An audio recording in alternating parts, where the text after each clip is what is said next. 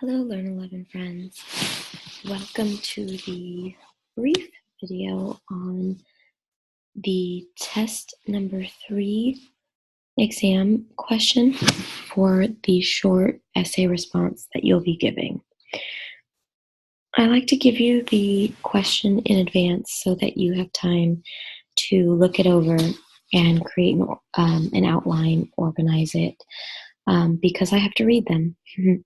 But also, really, another reason is because I want you to have the opportunity to apply what you learned in the test strategies, the second video of the test strategies lecture.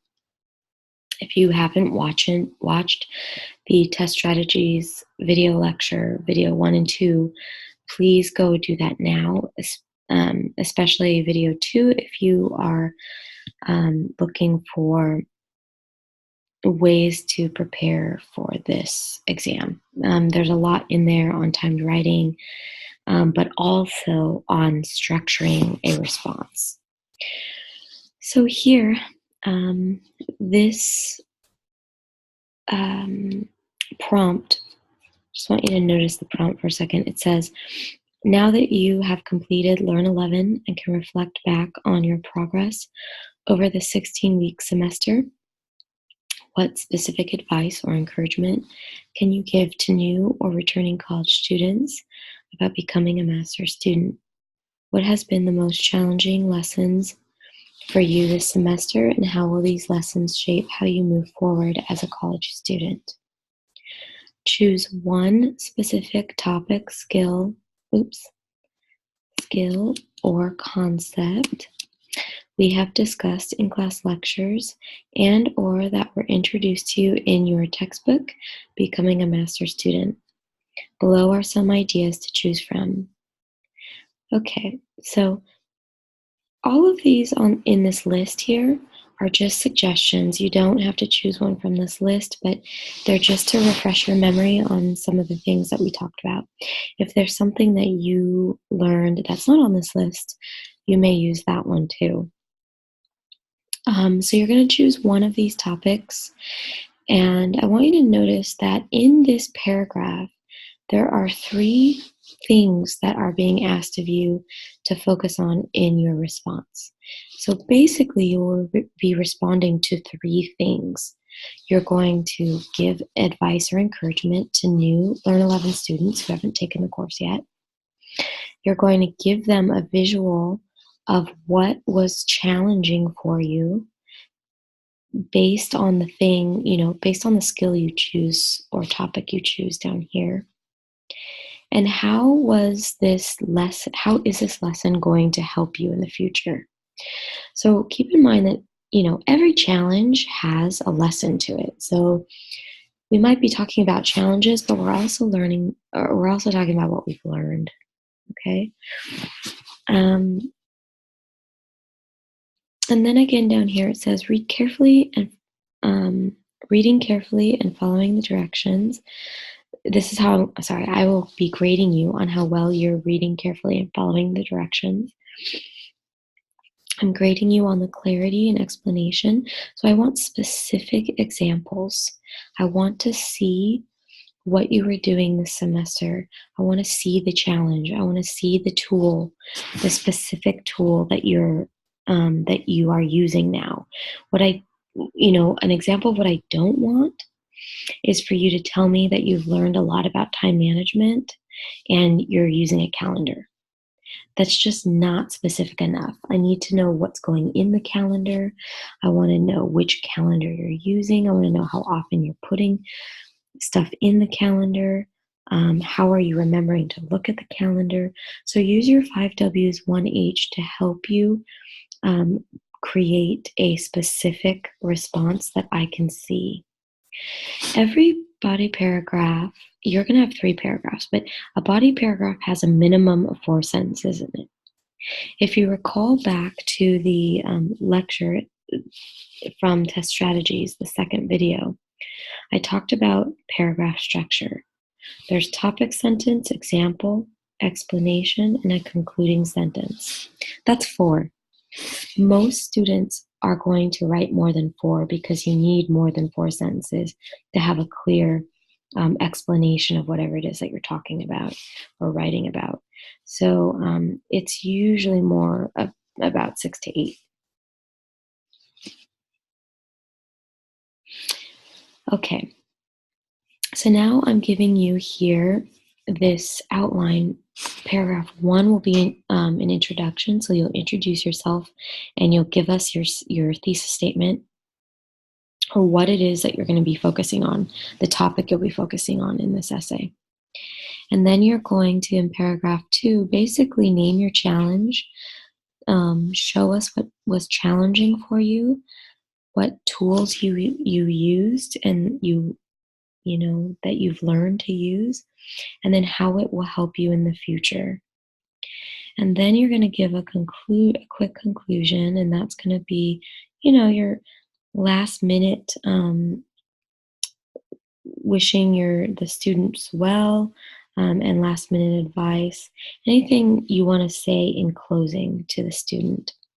Okay, so what I did here was I decided as an example that I'm going to write about time management, because time management was really difficult this semester.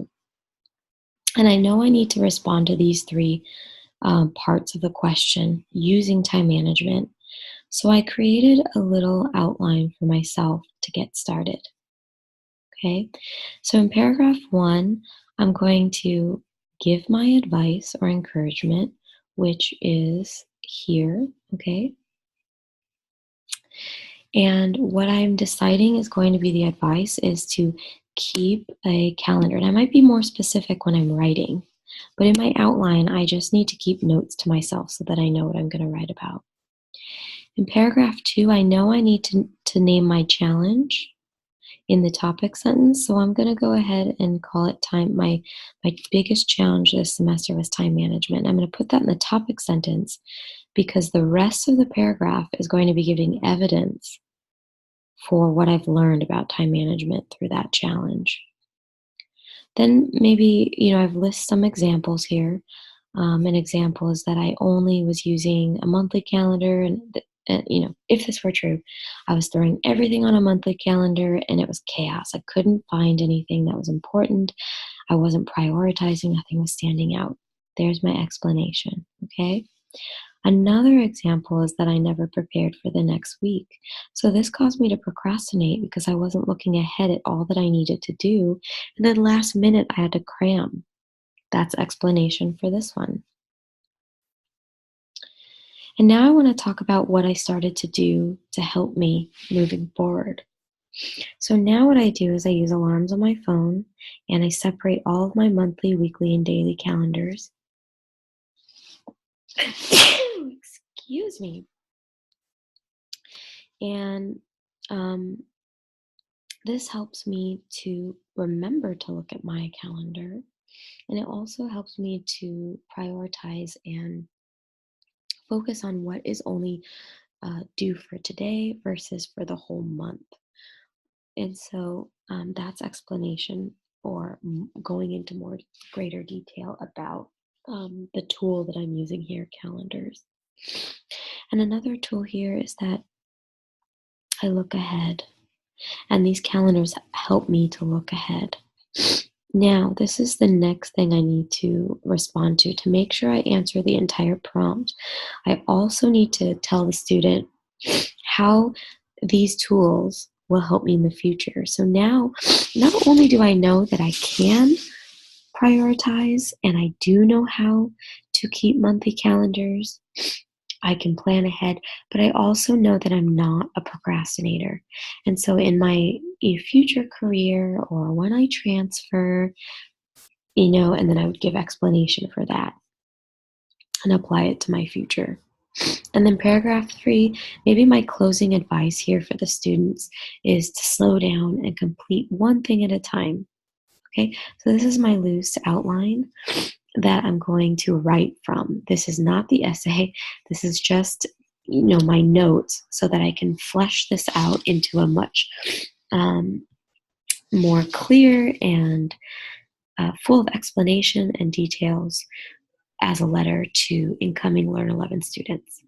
The last thing I want to remind you of is to please spell check and grammar check, revise and edit your essay before you submit it as part of your test. Okay, so this is going to show up on the test. Once you've answered your 40 multiple choice true and false questions, that portion of the test, once that's done, you're going to move on to the short essay response, and it'll be there for you as part of the test. So you don't have to submit anything separately. There's no uploading, nothing like that. It's part of the test. But you can have your notes ready for you when that does show up on the test. All right, my neighbor's getting really loud, so I'm going to go ahead and stop this video and say good luck on your test. You have all been fantastic. I'm glad you're watching these videos, and I hope that they're helpful. Email me with any questions. Good luck, everybody.